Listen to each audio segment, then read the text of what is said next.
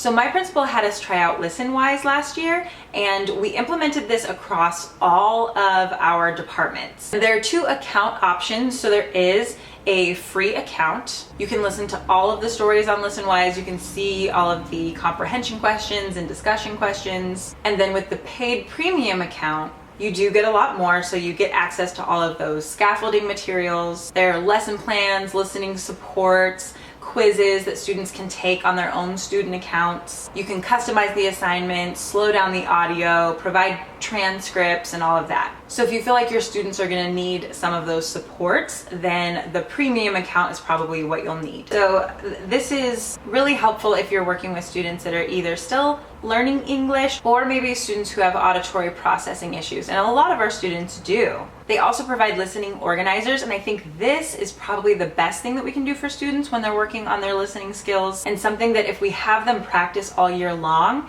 then when they go to take those listening tests at the end of the year, they can kind of take their own notes and they know how to organize information without necessarily looking at the text. So they give you some of those graphic organizers to have students practice. There's a scaffolding section, so if you want to do more simplified listening comprehension questions, they've got those. They've got the vocabulary again. And then there are quizzes. And if you have the premium account, students can take these quizzes on their own account. And it gives you the correct answers as the teacher, but you can also preview it as a student, like if you want to go through the questions together. And all of that is just in one lesson.